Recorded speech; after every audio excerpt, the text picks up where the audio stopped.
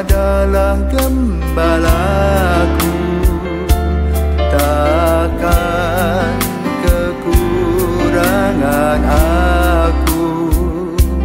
Ia membaringkan aku di padang berumput hijau. Selamat pagi, salam jumpa lagi dalam Sabda Siap Saji, Minggu 14 April 2024. Marilah kita berdoa dalam nama Bapa dan Putra dan Roh Kudus. Amin. Ya Allah, dalam diri Yesus Kristus Putramu yang bangkit dan hidup mulia, Engkau telah memenuhi janji-Mu yang diwartakan oleh para nabi. Kami mohon semoga kami selalu menyadari kehadiran Putramu yang membawa damai sejahtera bagi kami. Sebab Dialah Tuhan pengantara kami yang bersama dengan Dikau dalam persatuan Roh Kudus, hidup dan berkuasa Allah sepanjang segala masa. Amin. Inilah Injil Yesus Kristus menurut Lukas. Dimuliakanlah Tuhan. Dua murid yang dalam perjalanan ke Emmaus ditemui oleh Yesus yang bangkit segera kembali ke Yerusalem.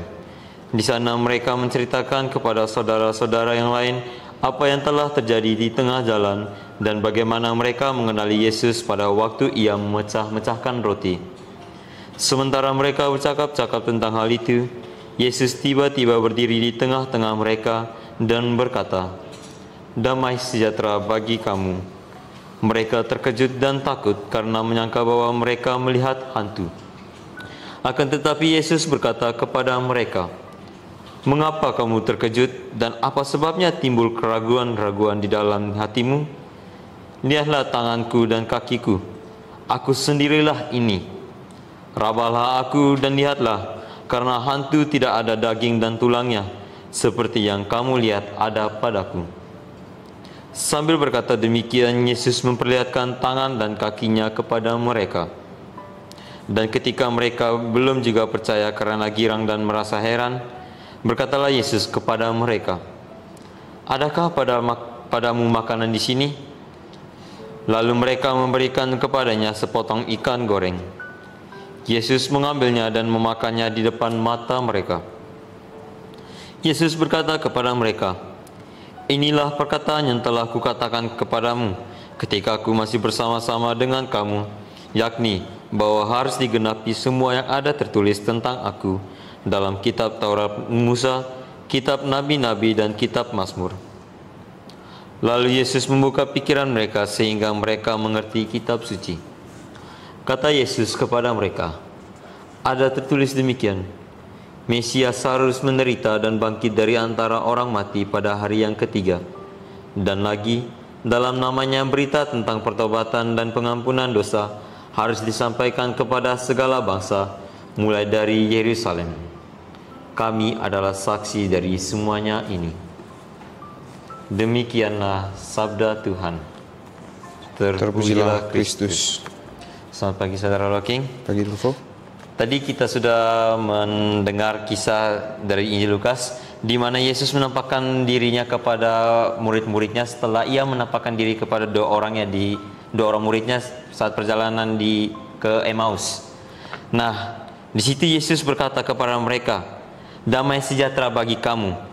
Mereka terkejut dan takut karena mereka menyangka bahwa mereka melihat hantu. Di situ terlihat bahwa murid-murid mereka itu sedang mengalami keraguan.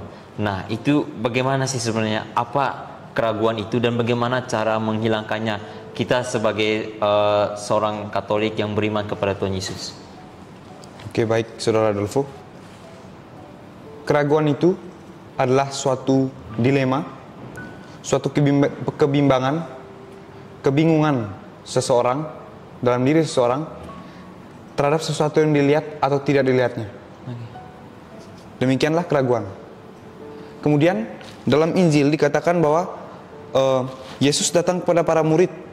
Lalu para murid ketakutan. Para murid merasa berpikir bahwa yang mereka lihat adalah hantu. Padahal itu adalah Yesus yang sudah bangkit. Sekarang bagaimana kita mendalami bacaan pada hari ini? Kerap kali kita sebagai umat Katolik menjadi seperti para murid Yesus. terjebak dalam suatu keraguan dan ketakutan.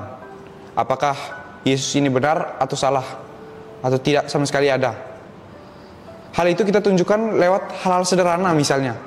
Misalnya ketika kita menaiki sebuah pesawat, kita tidak kenal pilotnya. Tapi kita tahu bahwa pilot ini akan menuntun kita sampai ke tempat tujuan dengan selamat.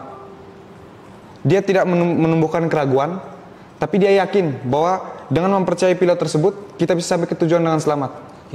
Demikianlah perihal tentang Yesus.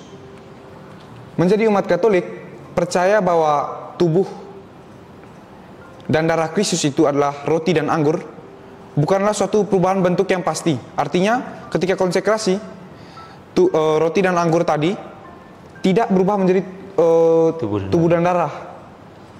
Dia tetap menjadi roti dan anggur. Tetapi umat Katolik yakin bahwa dengan adanya konsekrasi, roti dan anggur tadi berubah menjadi tubuh dan darah Kristus. Jadi dalam Injil pada hari ini, kita diajak untuk menjadi saksi kebangkitan Kristus. Bagaimana caranya? Hal itu dapat kita tunjukkan lewat kegiatan kita sehari-hari. Misalnya saja, ketika kita lihat teman, saudara, orang tua, ada yang tidur di gereja, kita bangunkan. Kita sendiri jadi saksi, jadi penggerak perubahan tersebut. Demikian jawaban dari saya. Menurut Anda sendiri, bagaimana cara menghilangkan keraguan tersebut dalam diri orang-orang? Tadi seperti saudara bilang, kalau misalnya keraguan itu tumbuh dalam diri kita, itu kita harus menumbuhkan iman kita agar keraguan tersebut hilang. Dan itu juga bisa kita nyatakan dalam perbuatan-perbuatan kecil kita. Misalnya kalau kita melihat orang yang kesusahan, kita jangan ragu-ragu untuk membantunya, karena dari situ ada sebuah berkah yang lahir di dalamnya. Dan sama ketika kita mengimani Yesus, kalau kita melihat Yesus itu baru bangkit dan seperti yang murid-murid mengalami keraguan dan dia justru melihat hantu, justru keraguan itulah yang harus kita hilangkan dalam diri kita. Kita harus yakin bahwa Yesus itu benar-benar ada dan percaya apa yang telah dikatakannya itu benar-benar terjadi.